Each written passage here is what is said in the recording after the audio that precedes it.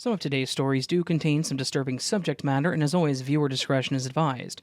And if you have a story you would like to send my way, go to astheravendreams.com and click the button to do so.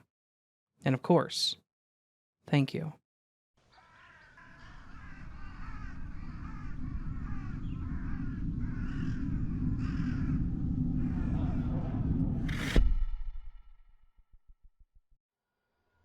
This story is mine. Sort of. But it's more my dad's. So, the entire thing is based on what he's told me. I was there. I was just strapped into my little car seat in the back, and was obviously way too young to remember any of it. He told me about this way later on in life, and honestly, it was terrifying. It's probably why my dad has always been so protective of me, and emphasized being alert and aware of your surroundings.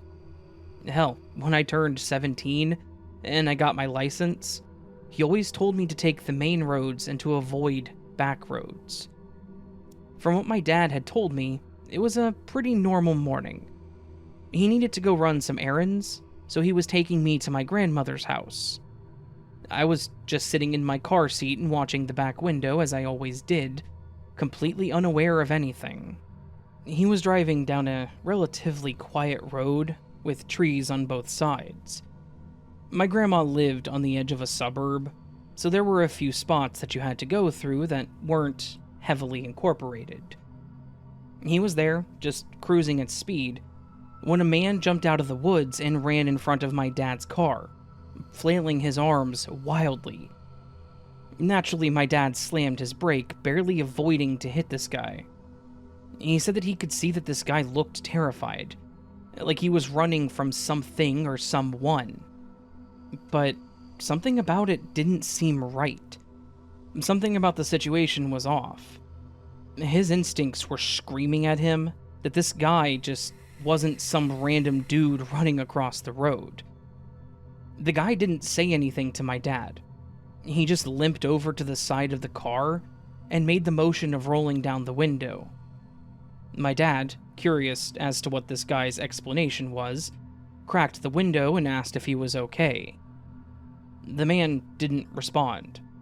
The two of them just stared at each other eye to eye for several silent seconds. My dad said that his heart was pounding and like his mind was saying, "Nah, get the hell out of there."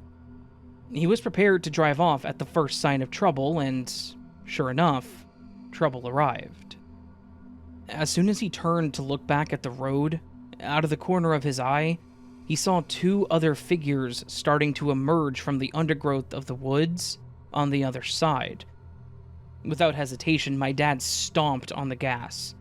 The car lurched forward, leaving the three strangers standing there in the middle of a dust cloud that he'd kicked up. He said that he could see them in the rear view, and all three of them just stood there watching as he drove away. He didn't stop driving until we reached my grandmother's house, where he said that he called the cops to report the incident. He wasn't sure what they were planning, but he gave them the description of the man and the location, but the details were sparse outside of that. We never did find out what happened in that situation, or what all that was. The police never called us back with any details, and my dad didn't press the issue. He was just happy to have avoided what was undoubtedly heading towards a dangerous situation. Even today, years later, my dad sweats every time he tells this story, which really tells me how much it does scare him. My dad is a good guy.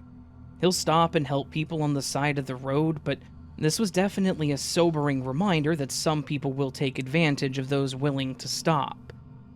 It's important to trust your instincts and be hyper-vigilant about your surroundings.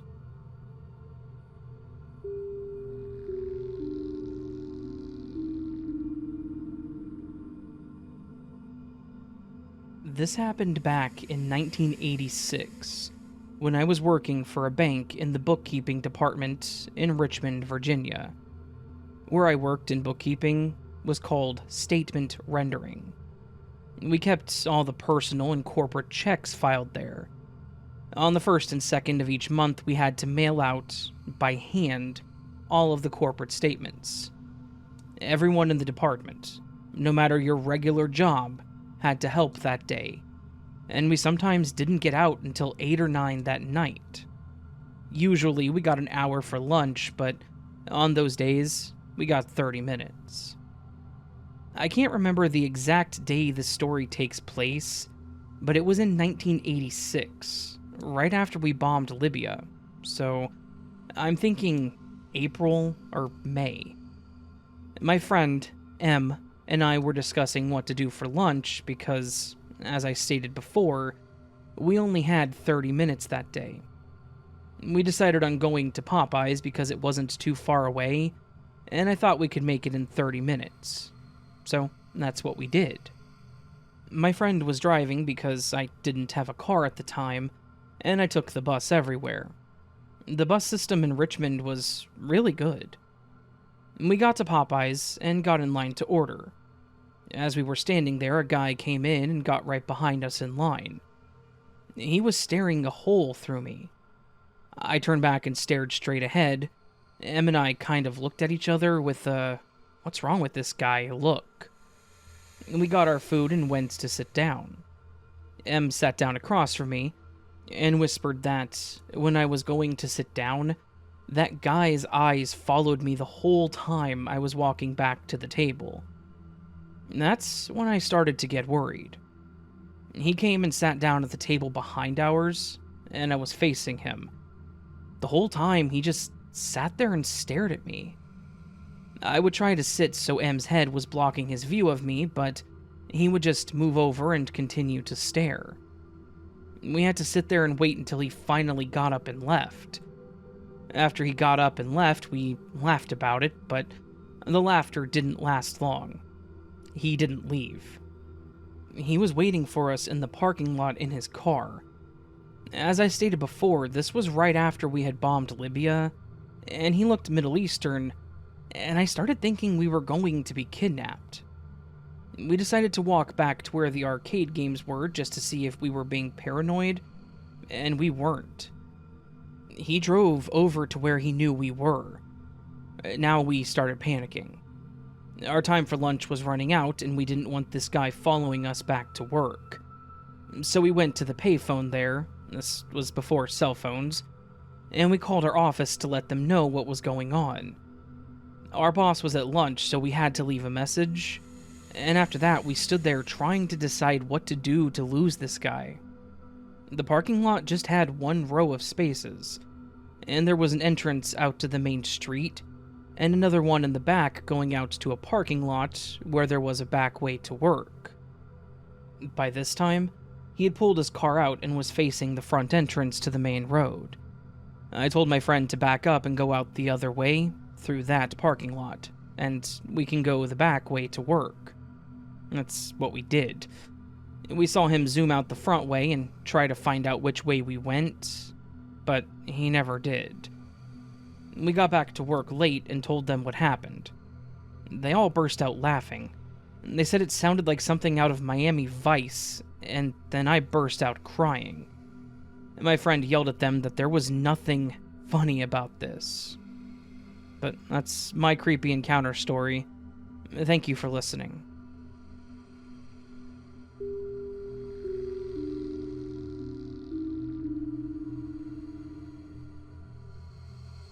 To start, the person who submitted this story did include a trigger warning tag, and as such, I will go ahead and include it, especially considering what it is. They put trigger warning animal sacrifice. So, if that's not something you want to hear about, I recommend going to the next story. All timestamps are down below. Apologies for this story being so long. My dad and I flip houses for a living. We do everything. So, house renovations can take anywhere from a couple of months to a year and up. Here is what happened to us in a 100-plus-year-old farmhouse in northwest New Jersey, USA, about 3 years ago. This old farmhouse was beautiful, but extremely run down. It had sat vacant prior to our purchasing it for 15 years. Also, there was evidence that squatters had been there at one point. The house had good bones, as they say, so it wasn't worth it to tear it down and start from scratch. The first part of our job is the cleanup and demo. I've noticed that every house has its own vibe and energy. However, the old farmhouse was different. It was 4 floors, including basement and attic. Anytime you were downstairs on the main floor, kitchen, living room, and office, it felt fine. Normal, even. When you went upstairs, it was different. There was a heaviness up there. I would announce every time I came in the house, "Hey, it's just me. Is it cool if I come up and do such and such?" I also would announce myself any time I came in the house downstairs with a, "Hey, how are y'all doing today?" My dad would look at me like I was crazy, because I never did this anywhere else. Ever. I don't know why I did it here. I just felt the need to. Like a deep itch in my brain pleading me to say it, so I did. Each and every time. Within the first few days of the clean-out and demo, my dad found something disturbing. In the master bedroom upstairs, there was a small closet with a light in it. Hanging on the inside of the closet door, on a coat hook, it was a bloody dog collar. There were weird symbols spray-painted only in this closet. Something looked like it had been burned in a pile on the floor of the closet. I refused to touch it, and got extremely upset at the sight of the dog collar. Furious, even. Who the hell would do something to a poor animal like this? I was so bothered that my dad told me to go home for the day, and I did. It still makes me sick thinking about the sick people who did whatever to have something like that there. My dad and the other coworkers cleaned it out. Also, the light in that closet, we never got it to work. We do minor electrical repair and couldn't figure it out. We had a master electrician come, and he couldn't get it to work either. New light fixtures, new wiring, new everything. And nothing worked. When we had finished cleaning out the living room quarters, we decided to work on the attic and basement. Basement was okay. Honestly, the bottom half of the house, basement and second floor kitchen, office, living room, felt fine. Neutral, even. The attic was terrible. I could not bring myself to go up there, not once. To not be an a-hole, I worked on the other floors of the house. My dad understood without me even having to explain, which speaks volumes, because he is a real skeptic. One day, I had to hold the flashlight for my dad while he was in the attic. I stood on the stairs with only my head and upper torso sticking into the attic space. The lights never would work up there either. The attic had one of those pull-down-from-the-ceiling foldable ladders. It was located in the hallway between the master bedroom, second bedroom, and only bathroom. The second we opened it, a rank smell hit us hard in the face. Death, for sure. Something must have died up there, we thought. There were those large black flies that seemed to swarm to rot and death everywhere. To say it was an infestation of flies, that's an understatement.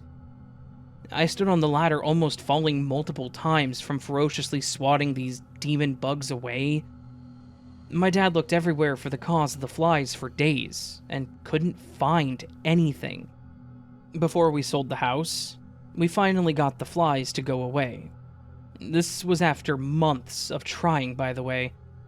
However, when the new owner chose to rent the house out, the flies kept coming back. To this day, almost 3 years later, exterminators and pest control have been called, and the flies still come back.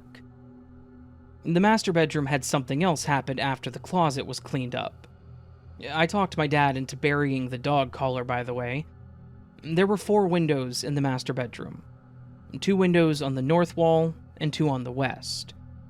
The north wall windows one day suddenly had two bats on them. They were somehow wedged between the glass and the screen of the old window. We needed to replace all the old windows, so we tried everything to free the bats without hurting them. We worked during the day, so bats being nocturnal, we figured it explained why they never moved during the day. When we would come the next day, they seemed to have moved overnight, so we knew that they were alive. These poor bats had me seriously fretting. Any dead bugs I found during the cleanup, I would put into this windowsill hoping that they would eat. I know that that's weird, but I don't care. I'm a die-hard animal lover. It appeared that they were stuck, and it was killing me to see them like that. It made no logical sense as to how they got in there either. Also, it was early summer, so they weren't hibernating either. My dad and I decided to get a ladder and try from the outside of the house. He finally got it so that the bats could undoubtedly get out. The bats never moved from that window screen for weeks. Then, one day, they were gone. I thought for a long time that my dad had discovered they were dead and disposed of them so as to not upset me, but he promises me he did not do this, and that after weeks of them moving barely inches, they had indeed left of their own volition. We finished the house and did sell it. The new owner rented it out to tenants.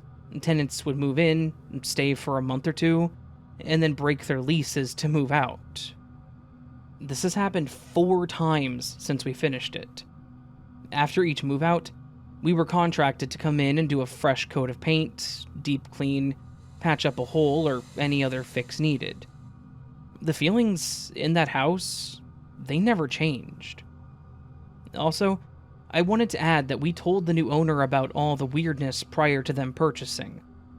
My dad is a skeptical guy and has no explanation for any of this stuff. My dad also now announces himself anytime we go into that house. We've met every tenant that lived there at some point in their rental time, and they all seemed like normal people, and not the type to just break their leases for no reason. I feel like the house needs a cleansing or something, I don't know. But to whoever did that poor dog and the house dirty, may you reap what you sow.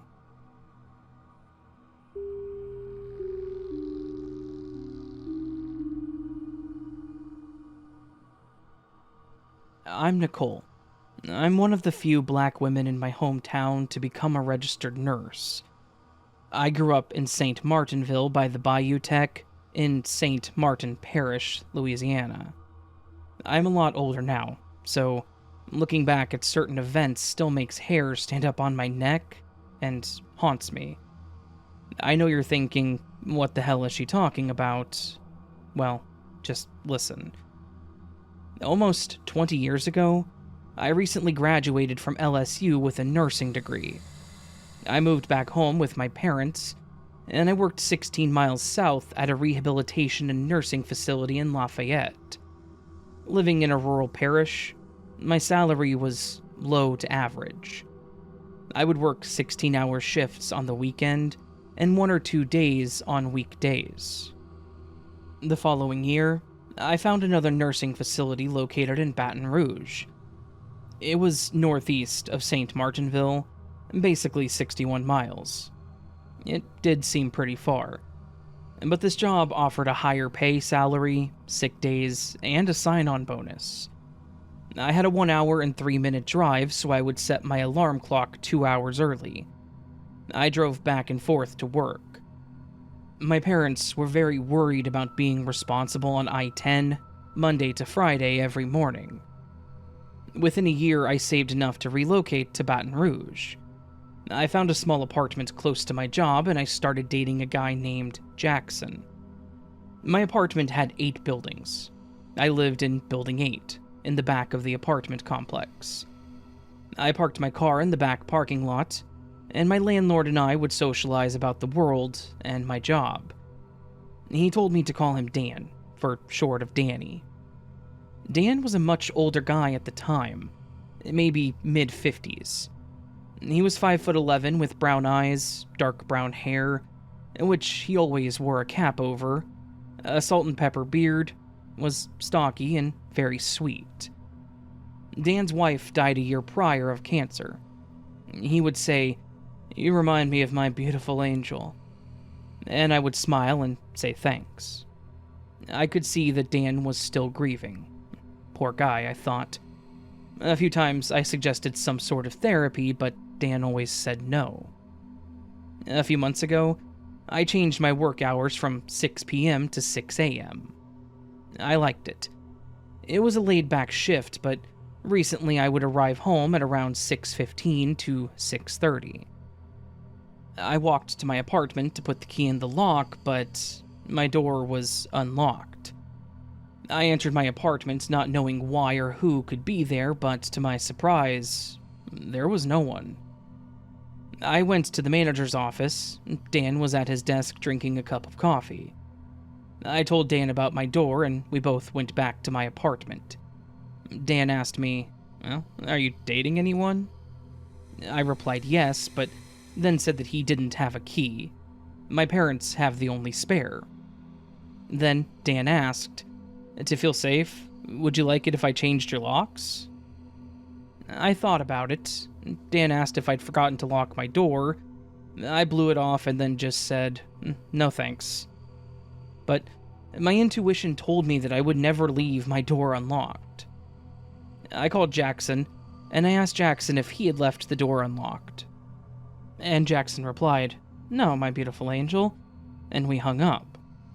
I dwelled on that thought, beautiful angel. A few weeks later, I came home to an open door. I rushed to my car and called the police, mentioning a burglary on my AT&T Razr cell phone. I watched the police pull up. 2 officers got out of the car as I walked toward them, and they checked my apartment. There was nothing stolen. My windows weren't broken. It was just like my door was left open. But by whom? Then the police asked, "Well, are you dating anyone?" I said, "Yeah, why?" And one of the officers gave me a piece of paper with writing. The paper was a letter written to me. The letter said, "My dear darling, I know you're wondering why I wrote this letter. I love you, I watch you, and I will protect you. I will never hurt you, my beautiful angel. Love, your secret admirer." I didn't recognize the handwriting, and I didn't know of any secret admirer, I told the police. Dan walked up, I introduced him to the police, and I showed Dan the letter. Dan told the police about the first time, and the police suggested that I get my locks changed. Dan said he would go to the hardware store as soon as he was done with his tenant interviews. Then Dan left. The police asked me a few more questions about Dan, and then gave me a card with an incident number and detective number, and then left. I decided to call in to work, and I called Jackson. I wanted Jackson to come and have dinner and watch a movie with me. Later that night, Jackson came over. I just finished cooking dinner, and I told him that Dan hadn't come back to change my locks. Jackson just continued eating. After eating, the movie ended. We decided to go to a bar for a couple of drinks, and we came home at 11:15. We both then went to bed. At around 3 a.m., Jackson woke me up. He told me to get up, call the police, and then handed me a metal bat. He told me to stay in the apartment, and I asked him where he was going. He said, "Outside." Now, I was scared. He woke me up without explaining the problem, and he went outside. I then heard a grunt, then a voice hollering. I looked out the window to see Jackson scuffling with a man. I described over the phone to the police, and then hung up and ran outside where I saw the man on top of Jackson hitting him in his face. I came up behind the man, hitting him in the back with a metal bat, knocking him off Jackson. I helped Jackson get up and we went into my apartment.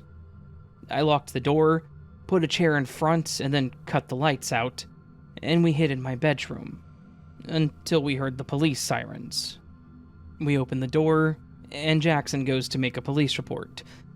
The police search the apartment premise, and they return to inform us that they found the description of the man. It was Dan, the landlord. The police said that Dan had been married 6 times, and all of his wives had died to suicide. The last marriage, Dan's wife's death, was a mysterious cold case.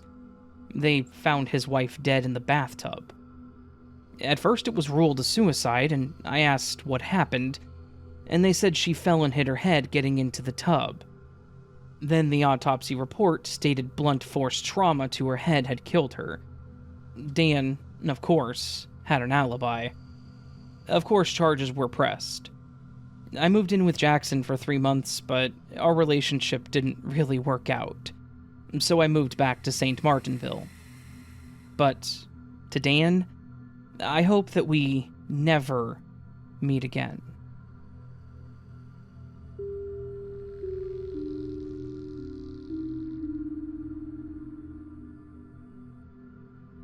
I frequently go to my grandparents' house. I want to make one thing clear, though. The house is very clearly haunted. Let me give some background. The house was built in the 1960s. It was built over a cemetery for African Americans before they were given rights and slavery had ended. But it had obviously been a long time since people stopped putting corpses there. It is also by some very deep woods. All the houses are surrounded by the woods, as I live in the southern part of the country. I've seen some ghosts and spirits before, but it was when I was very little.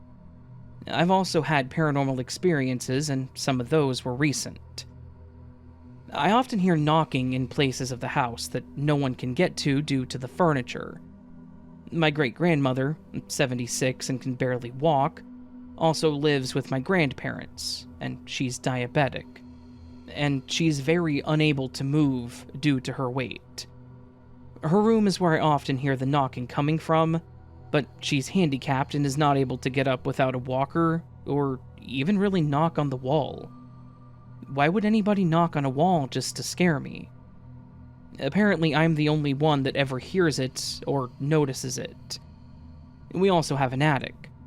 Some things go missing, and oftentimes my cats just stare at nothing. But I've heard that animals can see ghosts.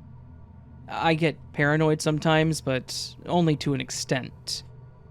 A light once fell from the ceiling, very recent actually, as it was only a few months ago. The light was new and recently installed, but it was definitely installed properly. So why would it randomly fall out of nowhere? As mentioned, we do have an attic, but I can't even remember the last time someone went up in it. The light itself didn't fall, but the covering for it fell off, which was very weird. Nobody messed with it, and like I said, it was properly installed. The most recent experience that I've had with a ghost was over a year ago, July 4th of 2021 to be exact. Usually a lot of my family comes over, and 2 specific cousins usually ask to stay the night, and only one is allowed to any time. And I always choose the older one to stay the night with because she's more fun. She recently got a new boyfriend, so she was mostly on FaceTime with him, and I honestly wanted the night to end because of her ignoring me and being rude to, I guess, impress her boyfriend. She wanted to go outside, and I was fine with it, because we were finally doing something after hours. She decided that it would be funny to mess with me and say that she saw something by the woods in our neighbor's yard. So we would keep running up and then run back, trying to get a closer look each time. Eventually we got close enough to get a clear look, and I actually saw something. It was a white, skinny figure. It looked naked, or had very little raggedy clothing, and it looked like it had white hair with lots of chunks ripped out. I couldn't see a face, though, because I'm practically blind and can't really see that far away. I took a good 10 minutes to look at it, and when I finally said something about seeing it to my cousin, it started running towards us. I guess my cousin didn't see it because she didn't do anything until I screamed and started running back to the back entrance of the house. I was wearing Birkenstocks, and I slipped because of the slightly wet grass. I didn't look back once, and I just grabbed my shoes because it flew off, and I took the other one off and then continued running. When I got back into the house, I locked the door and sat against it. So did my cousin. I told her everything and also got mad at her because she looked back at me and laughed when I fell. We continued sitting against the door, and then we heard knocking on said door. We got scared and ran back to my room, and I almost started crying. As an update, it's been almost a year since I've posted this, and I've made some edits. I'm now 13, and I've only had about one other scare since then. I had a different cousin over, and we were sleeping in the living room together. She went to the kitchen, which is the hot spot for my experiences, to grab a drink, and then turned the light off after that. We then noticed that the light was turned back on. It was late at night, and nobody else was really awake. "Why is the kitchen light on? I thought you turned it off when you came back," I asked her. "Oh, I could have sworn that I turned it off. I guess I imagined it," she replied. She went back to the kitchen and turned the light off. "Jordan," I said, and she replied, "What?" "The kitchen light is still on. Have you not been turning it off?" "What? I turned it off. I know that I did," she answered. "Well, it's on and no one's awake, so who else would have turned it on? Are you too scared to turn it off?" I asked. "No, I'm not scared. I've been turning it off," she replied. "Look, if you're embarrassed to admit it because you're older than me, that's totally fine," I said. She replied with, "Braylee, I'm not lying. I'll turn it off again. You can even come with me to make sure." I said, "Okay, I'll go with you." I went to the kitchen with her and we turned the light off. This process repeated again, and we of course got a bit freaked out. "Jordan, nobody's awake, right?" I asked my cousin. "No, just us. Why?" she replied. "Because the light's on again," I said. "What? There's no way." She looked into the hallway and saw the light on. I entered the kitchen myself and turned it off, and then the back entrance slightly opened.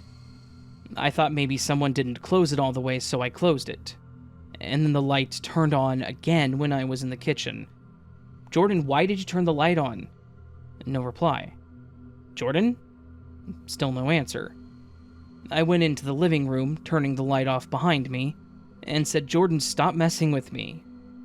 She was asleep. I got paranoid, and I put 2 fingers directly under her nose to make sure she was breathing. She was, so I was relieved and then went to the restroom. I remembered how the light turned on again as I was shutting the door and got a little frightened. I went ahead and finished my business, walked out into the hallway, and the light was on again. I walked into the kitchen and the door was open again. I closed it, locked it, and I checked the house in case I was locking someone in who shouldn't have been in there. No one. No one was there besides my asleep family. I kept the kitchen light on because I was too scared to turn it off at that point. My mother and I recently moved into a new house with my brother. I'm mostly alone because they both work, and I'm always paranoid and scared at nighttime now.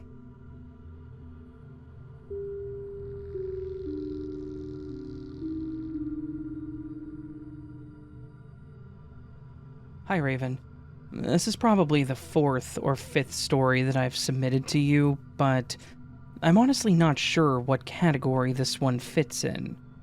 But I'm almost certain that you'll find a place for it on your channel, though. The story comes from my dad. He told me recently that his best friend was having some issues with his relatively new wife.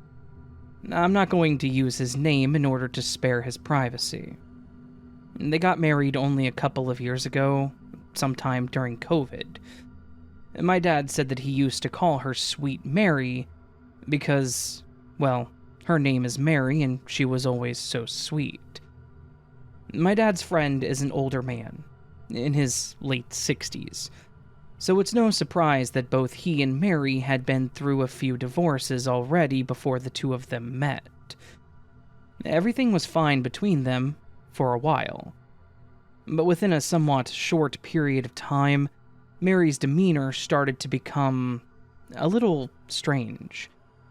They lived a few states away from us, so it's nothing either of us personally witnessed, but it sounded like the two of them were likely to get a divorce if things continued to get worse. We never could have imagined how far the situation would escalate. All of this was several months ago, and that was the last that I'd heard of it. A few days ago, though, I had dinner with my dad and he gave me a very disturbing update. Mary's mental state had apparently deteriorated pretty quickly. She'd been complaining of physical ailments, all sorts of weird things, and she was insisting that there had to be mold in the house. She basically wanted to tear the house apart until they found it. At some point, Mary and my father's friend had dinner with a buddy of theirs, who is a doctor.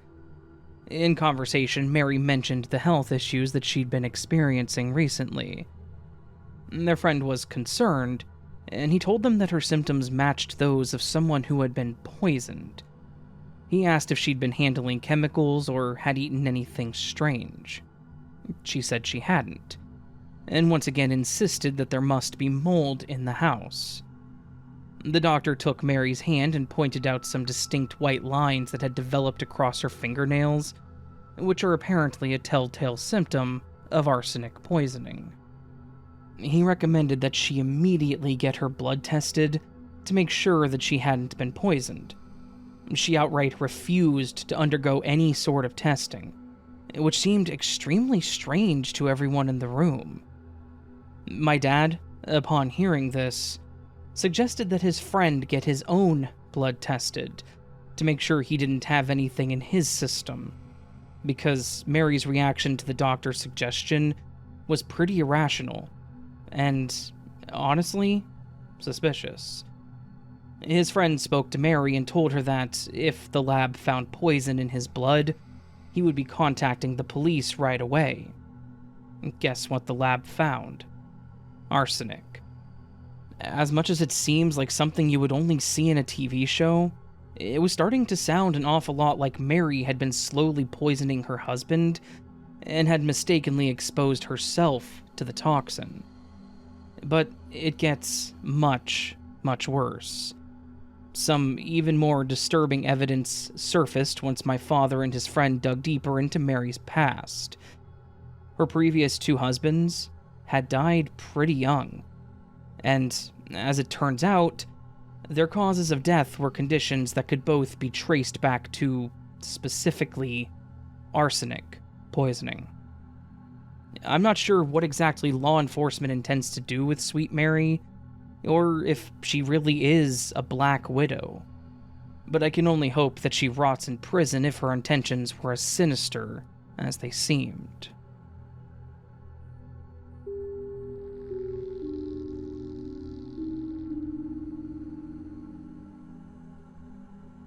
I truly hate Walmart. The corporate symbolism, the size, crowding, lighting, etc. As I'm sure many people can relate, and I had sworn not to go there again multiple times in the months leading up to this. But I was fixing up my newly acquired vintage camper in the summer of 2022, and kept having what I needed when I needed it at the price that I wanted. It was luring me back in with my perpetual brokenness.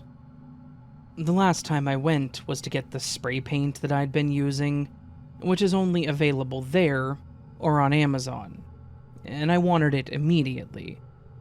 I decided to park in back by the auto center, a tactic I had used previously to try and make the trip as short as possible, since the paint and hardware section is adjacent to the auto center.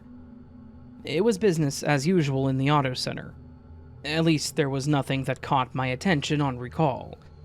As I pushed the button to open the auto center entrance door and went to grab my spray paint, Of course, I ended up looking at other things for a bit. I have ADHD, which makes a truly detestable shopping experience in there, and eventually ended up near the front. I used the self-checkout and walked my way back to the auto center exit where I parked. I passed through the corridor of the auto center checkout/waiting area to exit through the door that I had entered from, and it wouldn't open. I had learned that upon entering there is a button that must be pushed to unlock the door, but I could have sworn having done this before. That, when exiting the door, it would open freely. My brain quickly chalks this up to me misremembering and starts looking around for someone nearby to push the button on the other side, and to let me out into the parking lot.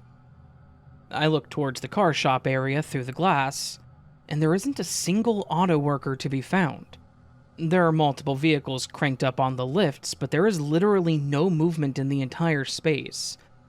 Again, my brain chalks this up to Walmart being a general crap show, and I turn around to consider my next option. There are also 0 employees at the checkout counter, just 2 men waiting there, presumably for someone to come ring them up, and a woman with her toddler son in a cart sitting in one of the leather armchairs in the makeshift area where customers wait for their car services to finish. I ask her if they're all there waiting for an employee of some kind, and she says yes. Not wanting to walk all the way back to the front and externally circle the massive building to get to my truck that's right there, I pop a squat in the leather chair perpendicular to hers, assuming someone will be walking through that door any second. A few moments pass, and for some reason both the woman and I notice one of the cheap corkboard panels in the ceiling start to raise up slowly at one end. Not frantically like from a gust of wind or something, but very smooth and deliberate, teetering up and down, sometimes pretty high up and sometimes just a bit. We confirm that we're both seeing it and have the following exchange. Her, there's definitely a worker up there doing that. Me, wouldn't we be hearing footsteps though? Can that kind of ceiling even support weight like that? Her, but it has to be a worker though. Then, the panel directly across from that one starts to do the up and down hovering as well, creating a drawbridge type movement, but with both sides of the bridge moving independently and without consistent pattern. There's a super bright, warm, yellow-orange light coming from the space up in the panels. At this point, I start literally yelling up into the ceiling, "Hey, who's up there?" No reply. The woman and I are both pretty energetically anxious at this point. I yell again, "Hey, is someone up there?"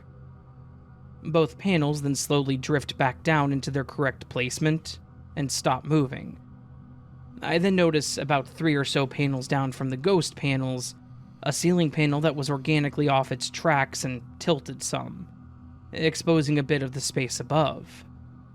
I then realize, as I'm sharing with the woman out loud as I think it, that there is no light at all coming from that space, meaning the light that we saw would have to be somehow isolated to just that area above those 2 panels, which was not possible.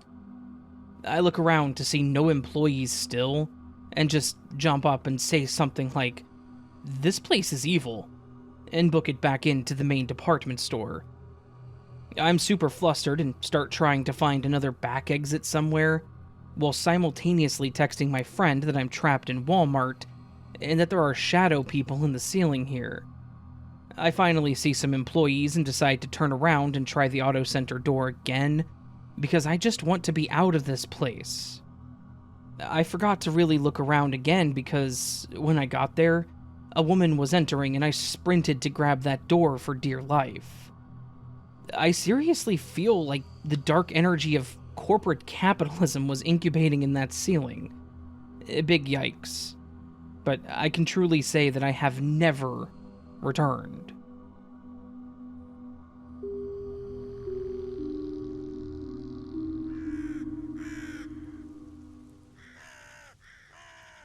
So that, my friends, was another collection of true, scary stories from you. You being the listeners, the subscribers, the people out there that exist, the everyday people who listen to this. What do you guys call me? A podcast, I guess? I don't know what I am. I'm a YouTube channel that has a podcast. I'm a little bit of both, I guess. So, anyways, stories from you all. One of these was from Reddit, but it was a good story, and I'm glad that I got to include it. So, yeah. Anyways, hopefully you all, my friends, enjoyed this collection of stories because you guys sent them in, like I said. I like to do these grab bag stories, this little random collection of stories that don't necessarily have a consistent theme. They're not centered around anything other than being from everyday people. So, again, hopefully you all enjoyed it. If you did, please hit that like button. Just go ahead and click it or tap it, whatever method of attention you want to give to the like button. I guess that kind of opens it up for a more of a broad statement there, because I said click or touch or tap or whatever I said. And if I'm saying whatever method of attention you want to give it, I guess you could do other things to it. You could yell at it. You could smell it, I guess. I don't know. Whatever you do, make sure the thumbs up button becomes selected, if you enjoyed the stories, of course. If you want more content like this, please consider subscribing to the channel, as I am always posting new videos. I do this obsessively. I have a problem. I don't. I love doing this, so it's not really a problem. Yeah.